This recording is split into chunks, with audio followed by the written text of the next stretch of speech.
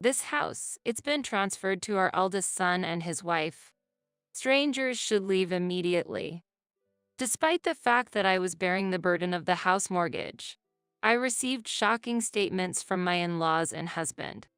From the beginning, they had been using me with the intent to make me pay off the mortgage.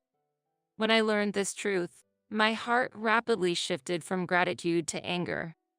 Well then, I'll be moving out. To their mocking words, I responded with a defiant smile. I will make them regret ever challenging me. Immediately, I sought help from an acquaintance and began plotting my revenge against them. My name is Michelle Anderson. I'm a 48-year-old lawyer working at a law firm. Currently, I'm living while taking care of my husband and his parents. It all started when I gave a house to my in-laws. I married James when I was 30. When our marriage was decided, my father-in-law was involved in an accident and injured his leg. He couldn't stand on his own and had to live in a wheelchair. My mother-in-law was also elderly and needed care, so I gave them a barrier-free house. Initially, we considered living in public housing, but then we decided to move them to a location midway between my husband's workplace and mine. This was my suggestion so we could reach them quickly in case of any emergency. I received a lot of help from the Anderson family regarding my father. Please let me return the favor, I said. My father passed away before I got married. Just before he died, he had accumulated a lot of debt, putting our family finances in a very tight spot. We struggled, piling up more debt to pay off the existing ones. My husband and his family were the ones who saved us from this difficult situation. James and his parents paid off my father's debts on our behalf. If you're hesitating to marry because of the debt, wouldn't it be solved if we paid it off? My parents think the same way, said James. That's right. It's debt from a business failure, not from frivolous spending. There's every reason to help, added my mother-in-law. That's right. We should help each other out in tough times. There's nothing to be ashamed of, said my father-in-law. Thus, they supported most of the debt without saying anything. Both my father and I expressed our gratitude through tears, and I desperately took the bar exam. The total amount borrowed from my husband's family was about $50,000. I was confident that I could repay the debt once I succeeded as a lawyer. I didn't want to carry the debt as a perpetual burden. My ultimate goal was to pass the bar exam and become a lawyer. With a firm vow to repay the money I borrowed from my in-laws, I continued to work hard to become a lawyer. With that strong determination, I immersed myself in studies and, as a result of tremendous effort, finally passed the bar exam. My father and in-laws celebrated my success, and my heart was filled with immense joy. To start my career in the legal field, I quickly found a job and began working at a law firm. The director was very kind, and I learned a lot from experienced senior lawyers, gradually honing my skills. Over time, I acquired exclusive clients and now hold an important position in the office as a female lawyer earning over $100,000 a year. Thanks to my professional success, I was able to completely repay the debt to my father and in-laws. However, after my mother passed away, my father soon left this world too, and I was left alone. That's when James proposed to me. You're a strong woman who can stand on your own. But I want to be the man who supports you. I will always cherish you, so please consider marrying me. Convinced by his words, we decided to marry, expecting a happy life to begin. At that time, my father-in-law was unfortunately involved in an accident. Grateful for their past kindness, I offered to build a new barrier-free house for them, despite their objections. The gratitude I feel is more than words can express. Please, do not hesitate. I want you all to live comfortably. It was a sincere wish. I conveyed my earnest feelings, not just flattery. My enthusiasm reached them, and with a wry smile, my in-laws accepted my offer. However, right after agreeing, they added a condition. Michelle, why don't you live with us too? We heard you and your husband are looking for a new house. That's right. If you don't mind, let's live together. Eventually, this house will belong to you. James has an older brother. He, 3 years older than me, got married and left home a few years ago. He started his own business and, due to his business, left everything at home to James, as I heard from my mother-in-law.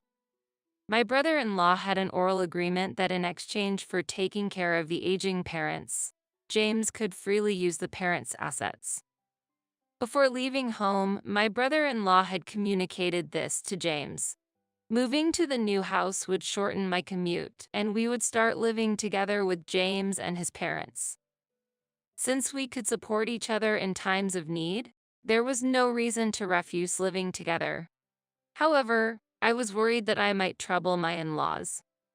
Having occasionally caused them trouble even before marriage, I was anxious about whether living together was appropriate. Sensing my concerns, James gently placed his hand on my shoulder and reassured me. Don't worry, Michelle. I'm here to support you. Let's live together with confidence. Encouraged by James' words, I agreed to live with my in-laws. I was expecting to start a new life with the four of us and have enjoyable days. However, the peaceful life I had hoped for was not the reality. Michelle, where did you put my morning clothes? Michelle, the TV remote isn't responding. Can you do something about it? Michelle, can you help me? I want to sit on the sofa. It has already been 13 years since we started living in this house. In this house, every family member always comes to me for favors. They have no intention of managing things on their own. The family is completely dependent on me for everything, especially my father-in-law, who is disabled. He doesn't hesitate to touch me freely. I told you I had prepared and hung up the morning clothes. Mother, that's the air conditioner remote, not the TV remote. It's on the desk. Father, please ask James for physical support when he's around. Please don't rely on me. I can't support you properly. I found myself replying to them daily. Initially, I suppressed my dissatisfaction and did my best to meet the family's demands. It was unthinkable that while shouldering the mortgage, all household responsibilities were also left to me. I had thought about divorce several times. However, James always skillfully managed the situation, and my in-laws would apologize. I wasn't feeling tortured or harassed, so every time they apologized, my heart wavered and I ended up choosing not to divorce. Day-to-day life was filled with the in-laws' dependence and minor frustrations. But somewhere, I felt a bond as a family, which might have made me tolerate the situation. Still, the option of divorce always flickered in my mind. My mother-in-law finally started showing signs of mild dementia, or perhaps she was just becoming forgetful. It's not clear, but such questions from her increased. James, who had promised to help before marriage, proved to be utterly unreliable in this situation. Continuing my life with these uncertainties, I gradually adapted to the environment through experience. I began to handle everything before being told and started to express my opinions clearly to James and others. However, my father-in-law's excessive behavior was something I could not overlook.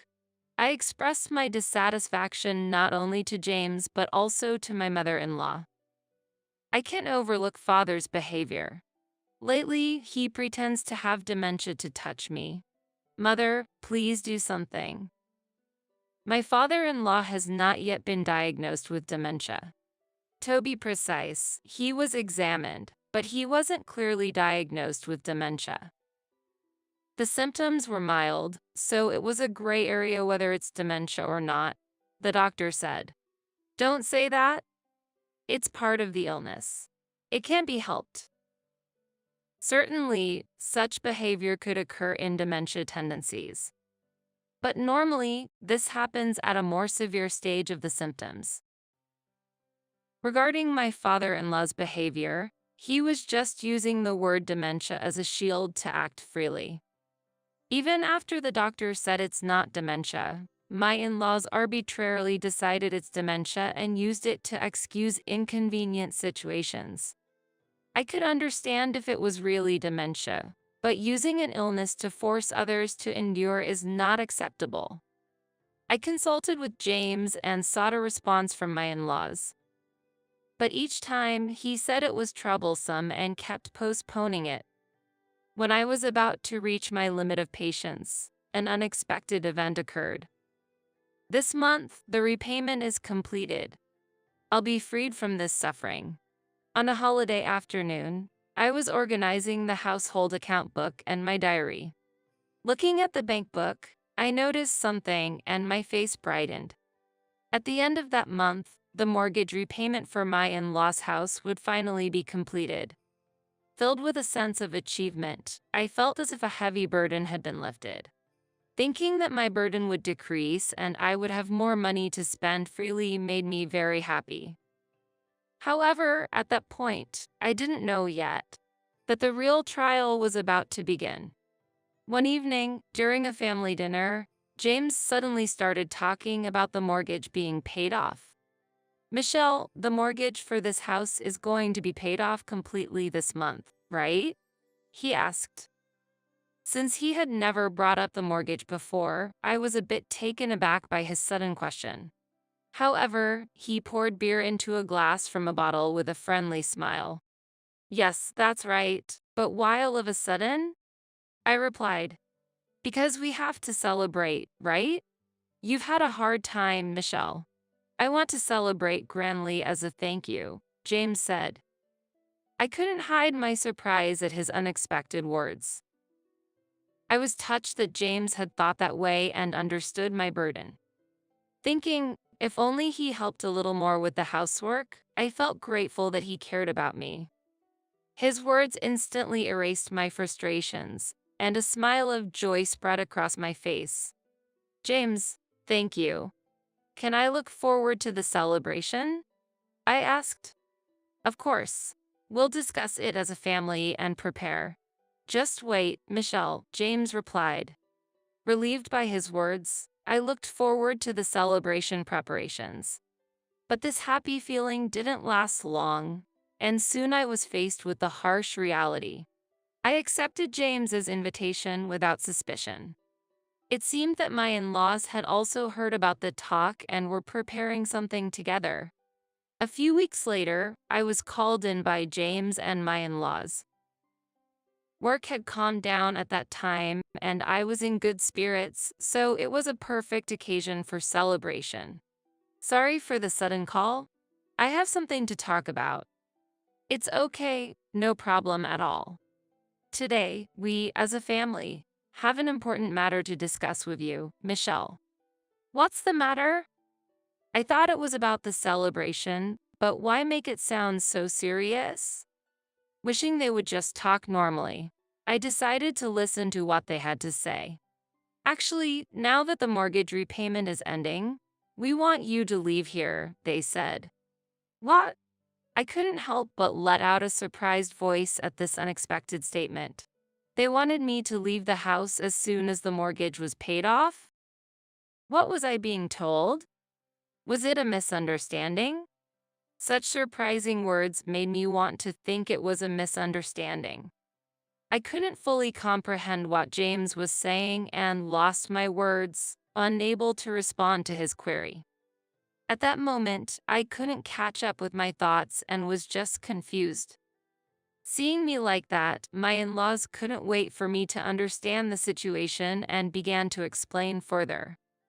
"We've sold this house to our eldest son and his wife," my father-in-law informed me. "What?" I exclaimed in shock. My mind was in turmoil, unable to comprehend what was happening. Being suddenly ordered to leave the house, and furthermore, that the house had been passed to James's eldest brother and his wife, was unbelievable. What was the meaning of all I had done for this family? Did this situation signify that my role was over? However, I could not accept such an unfair and unreasonable situation. Now that we have this wonderful house, your role here is no longer needed.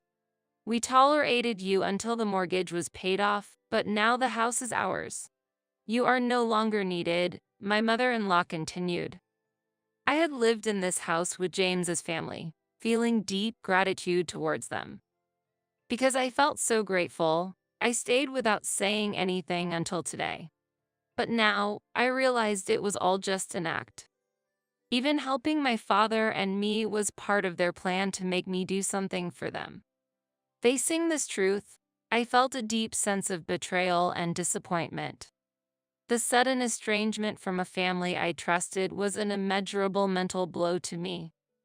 The trust I had built up over the years crumbled in an instant.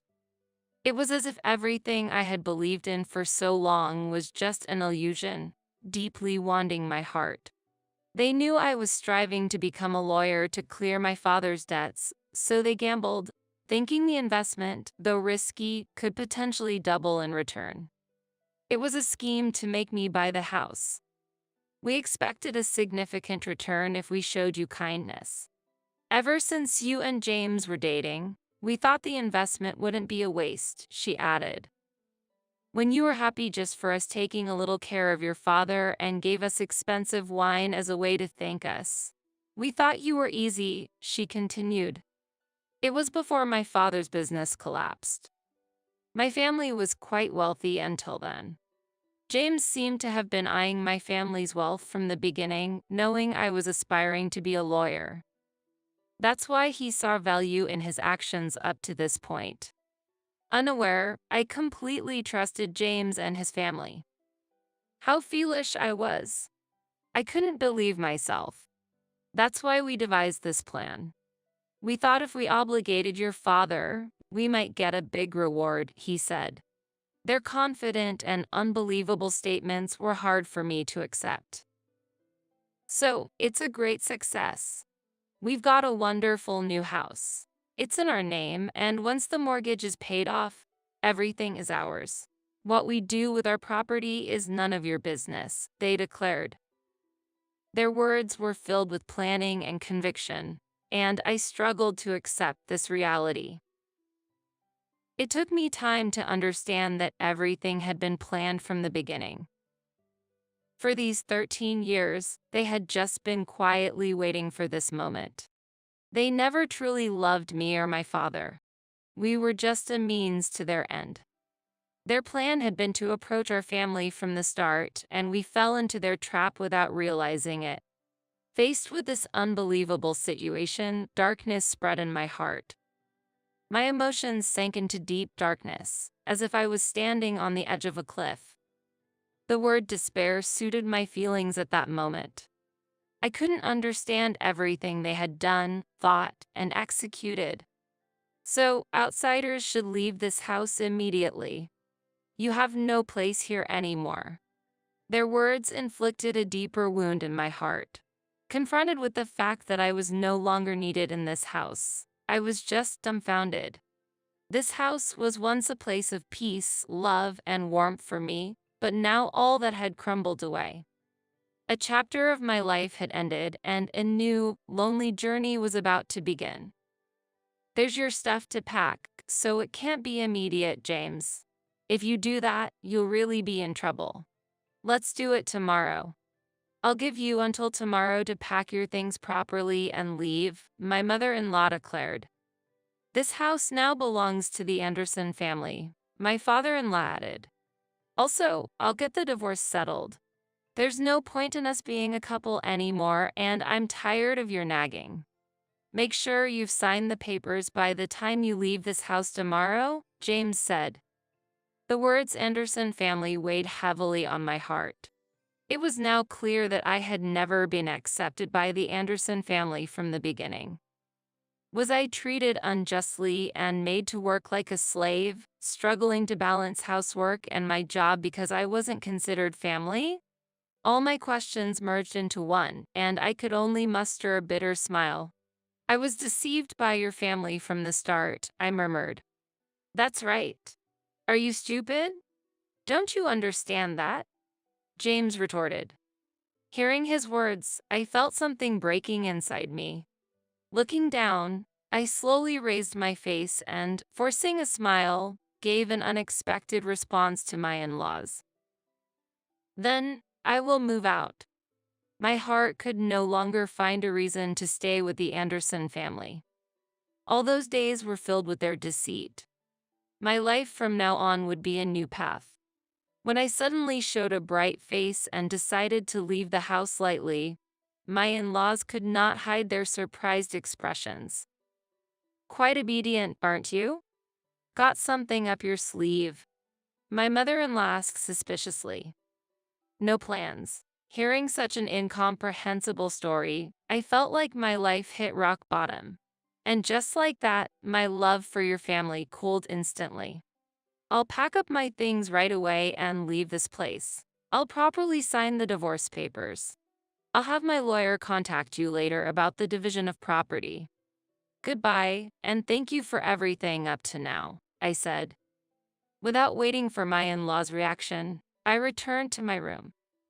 As I packed my belongings, I held back my tears while planning my next steps. After such terrible treatment, I couldn't just let it end silently. I wouldn't be at peace until they experienced the same pain, suffering, and unfairness I had endured.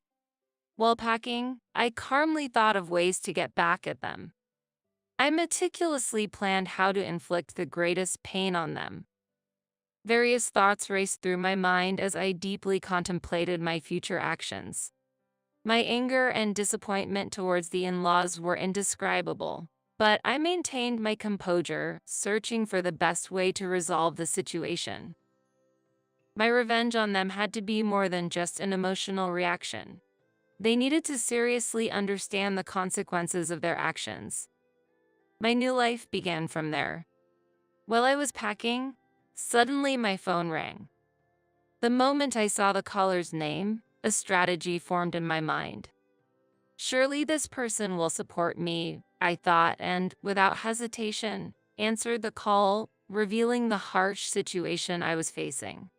The caller listened attentively to my story, and then we discussed and promptly acted on a plan for the future. Once I finished packing, I quietly left the house I had lived in for years without a word to James and his family. When I left, I decided to sever all ties with them.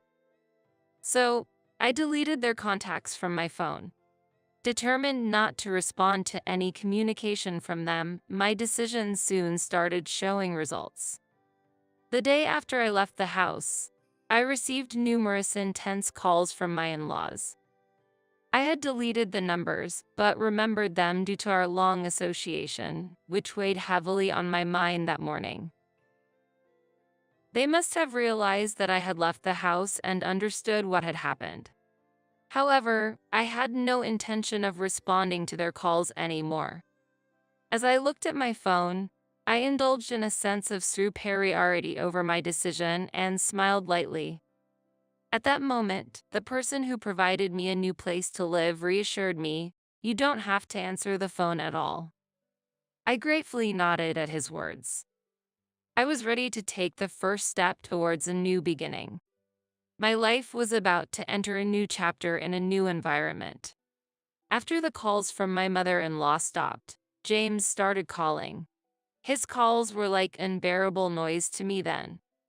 Unable to tolerate it any longer, I turned off my phone and, without turning it back on, proceeded with canceling the service. This action was a clear statement of ending my relationship with James. 3 months passed, and I had started a new life in a new apartment.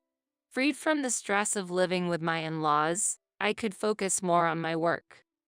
My daily life became more fulfilling, and I enjoyed my life to the fullest, free from past restraints. People around me noticed that I was shining. Post-divorce, my face became brighter with smiles, and my personality turned more cheerful and friendly. This change was recognized by others, and I received many compliments. Though previously oppressed mentally by my relationship with my in-laws, I decided to cherish my relationships with colleagues at work and build good connections. I plan to put more effort into my job and prioritize communication with my coworkers. When I made this resolution, the receptionist at my office appeared on the floor in a panicked state and urgently reported to me. "Miss Cohen, there's a parent and child at the reception looking for you," she said. Cohen was my maiden name, which I still use after the divorce. Hearing her report, I rushed to the reception to understand what was happening. The normally polite and composed receptionist's agitation indicated something unusual was going on. Something significant must have caused her distress. Seeing her worried expression, I wanted to be of support, and a male colleague, sensing her state, offered to accompany me. We headed together to the lobby. Arriving there, my expression changed dramatically when I saw who was there. I found her. "Mom, there's Michelle."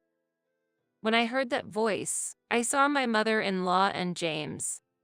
They were raising their voices inside the office, saying, "Michelle, how could you do this? Cutting off contact is terrible. Do you understand the trouble we're in?" I was stunned by their irrational behavior and couldn't help but question it. Others present couldn't hide their dismay at their actions. Their appearances, worn and filled with anger, were stark after not seeing them for months. Realizing the abnormal situation, other reception staff reported to the upper management, and soon the office manager appeared in the lobby. "Miss Cohen, a meeting room is prepared. How about having a discussion there with your in-laws?" "I'll contact him," the manager suggested calmly. Having already confided everything to the manager, I accepted the suggestion. Feeling uneasy about going alone, I took my colleague with me. He was the lawyer I had hired for the matter with James, so they accepted his presence. I headed to the meeting room, suppressing my confusion and agitation. Despite my turmoil and anxiety about the unknown situation ahead, I was somewhat relieved by the manager's calm handling and resolved to move forward step by step. As I walked to the meeting room, my mother-in-law and James glared at me with anger. Despite their dire situation, they seemed displeased to see me enjoying my work. Their gaze and attitude made their feelings clear. Sitting in front of my in-laws, we exchanged glares, and then the manager entered the meeting room with someone else. "Sorry I'm late." "What? Why are you here?" The person the manager brought was James' brother, my brother-in-law.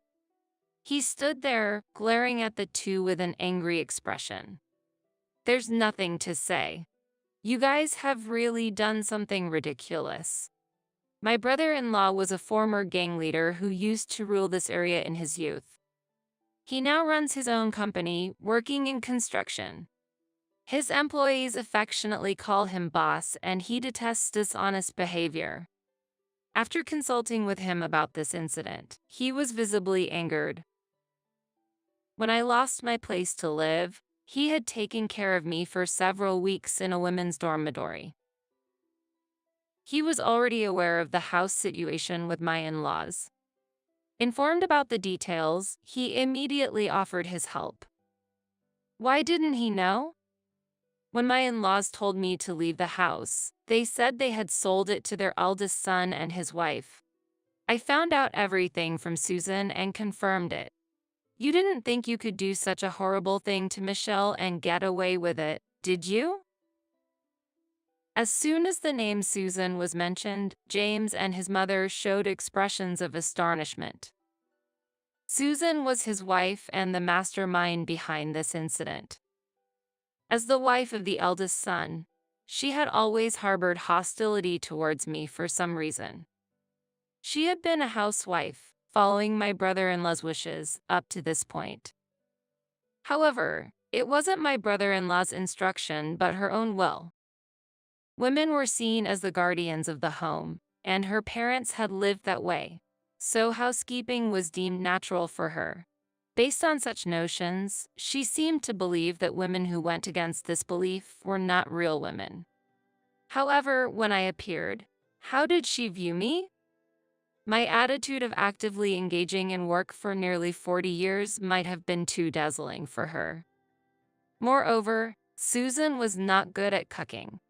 Even my brother-in-law and father-in-law had asked my mother-in-law to teach her, and I had heard about this from James. On the other hand, I could handle household chores normally.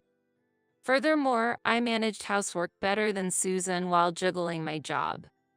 She might have been envious of my ability to do everything. Every time Susan met me, she started making snide remarks. She accused me of neglecting household chores or leaving them to my husband, throwing various harsh words at me for decades. However, my brother-in-law always intervened. That might have been another source of dissatisfaction for Susan. My brother-in-law said it was fine for Susan to work, and he helped around the house. Her inaction in this situation was her own choice. It was unfair for her to take out her frustrations on others. When my brother-in-law warned Susan, she began targeting her discontent at me. Susan confessed that she orchestrated the entire plan to take over the house and make me buy it. She instigated you, Mom and Dad, to execute this scheme. You all probably thought you could get your own house and continue pretending to be senile, and I wouldn't be able to complain. Unable to contact my brother-in-law because of Susan, they had their ways to orchestrate the entire scheme. James had also accepted a reward for helping them in this affair, making them all conspirators. The only person who didn't know was my brother-in-law, who would have stopped such foolish actions had he been aware. This situation must have filled him with regret. So that's why everyone behaved so meekly whenever he visited. Whenever my brother-in-law came over, my parents-in-law didn't do anything. They probably understood what the outcome would be if he found out about the situation. The manager and colleagues present watched my in-laws with expressions of astonishment. So, how should we handle this? I have no intention of forgiving even a fraction of the insult I received, let alone the trouble caused to Michelle. But, it was Susan's suggestion. That's right. We were just misled by clever words. It wasn't intentional. Not intentional. You say? At James's statement, my patience reached its limit. I stood up, my face filled with anger, and yelled at my mother-in-law and James.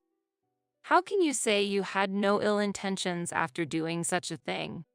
Do you have any idea how much pain I've been through these 13 years? My suppressed emotions exploded, and I couldn't hold back my tears of anger and frustration. My mother-in-law and James had never seen me cry before. No matter the hardship, I had endured and persevered. Even when my father-in-law was falsely considered senile and acted freely, I never showed any tears and endured everything. In their eyes, I was always a strong woman who never cried. Seeing me raise my voice and cry then must have been shocking for them. Do you realize how grateful I was to you? How much I wanted to repay you? To think that the care for my father was motivated by such ulterior motives. I can forgive you. I will never forgive you. With those words as a signal, my brother-in-law brought someone into the meeting room, and a man in a black suit entered. He sat opposite us and looked intently at my in-laws. You will have to take responsibility for this. What? Faced with an incomprehensible turn of events, my mother-in-law exclaimed in surprise. This man is my lawyer, hired by brother-in-law. He is a respected attorney in our office, like a mentor to me. We intend to seek compensation for the unfair treatment I've received. What do you mean? It's pointless to dig up the past now. The past is irrelevant now. The lawyer, who had been quietly listening to my in-laws, slightly adjusted his glasses and coolly refuted them. The current evidence and the basis for the future claim of damages make the lawsuit fully feasible, especially since there was no agreement not to claim property at the time of the divorce. In this case, there is no specific time limit for claiming compensation. Furthermore, as he spoke, the lawyer took out an SSD from his pocket, and my in-laws looked confused. "What is that?" "This is the record Michelle has been keeping. Her PC was equipped with a camera for remote meetings, and all your heinous acts have been saved as data." Upon learning this truth, my in-laws' expressions rapidly paled. "Michelle mostly worked in the living room, didn't she? Modern laptops often have built-in cameras, and your harassment in the living room has backfired," the lawyer said before pocketing the SSD and calmly staring at my in-laws. "The ownership of the house is already in Michelle's name, and your eviction is just a matter of time. We will proceed with legal action promptly, so please prepare the funds." "Wait, you're saying it's changed to her name?" James reflexively reacted to the lawyer's statement. My brother-in-law raised his voice in response to James's reaction. "I asked Michelle to change the ownership to her name. Thanks to you putting it in Susan's name without permission, the change was surprisingly easy. Anything to say about that?" My brother-in-law taunted James with a mischievous smile. James, who had never won a fight against his brother since childhood, couldn't argue back, and my mother-in-law also remained silent. "I will also properly bill you for all the expenses involved in that transfer. That's only fair, right? After all, it was your wrongful actions. If you don't deal with what you've started, we'll be in trouble too," said my brother-in-law, folding his arms and standing imposingly, throwing those stern words at them. The two were speechless before my brother-in-law's stern demeanor. My brother-in-law had also informed Susan, his wife and the mastermind behind this ordeal, about this. After resolving this matter, he had expressed his intention to divorce her over the phone. "I'm really sorry for involving you in this, Michelle. Even though I didn't know, I will support you to the fullest until you are satisfied. Let me know any request you have. It's my family who did this, so I have a responsibility too." If it hadn't been for my brother-in-law's call that day, I might still be suffering. If my brother-in-law hadn't been part of the family and there for me, maybe I wouldn't have been able to recover. I never realized how important it is to have support. Grateful for my brother-in-law's kindness and warmth, I glared at the two and threw decisive words at them. "I will never forgive you for using my and my father's feelings and exploiting them for your own benefit. No matter how much you try to compensate, I will not forgive you. If you ever step foot in my office again, I will call the police. From now on, I will leave all responses to my representative. Never appear in front of me again." The manager and my colleagues listened as witnesses until the end, so my in-laws couldn't escape the truth and left the office dejectedly. Soon after, James and his family left the house. The negotiation for compensation was settled by my brother-in-law for $70,000, considering the purchase of the house, the motive behind the marriage, and the mental and physical pain I endured. I really wanted to get more, but after consulting with the lawyer, we concluded that this amount was fair, my brother-in-law said apologetically, and I nodded in gratitude. Considering that the maximum amount for moral harassment is usually around $30,000, this was a significant achievement. For me, it was nothing but gratitude. Fortunately, the house was returned to my possession within a few days. The furniture and appliances were also moved under my brother-in-law's supervision, and everything was successfully recovered. Currently, the house is being used as a rental property. It's too big for me, and since it has good location and barrier-free features, it seemed a waste not to use it. Following my brother-in-law's advice, I started renting it out. Susan is busy with her days working to pay off the debt, following my brother-in-law's decision. She works from morning till night, and my mother-in-law and James are in a similar situation. My father-in-law, unable to work due to his disability, contributes from his pension towards the debt repayment, and they seem to be leading a difficult life. I felt relieved that my brother-in-law is a trustworthy person. Years have passed since then, and I continue my work as a lawyer. Thanks to my brother-in-law, the monthly payments are going smoothly, and it's expected to be paid off by next year.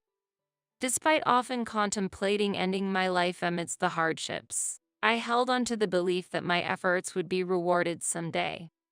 That belief has become reality, and I live each day with gratitude.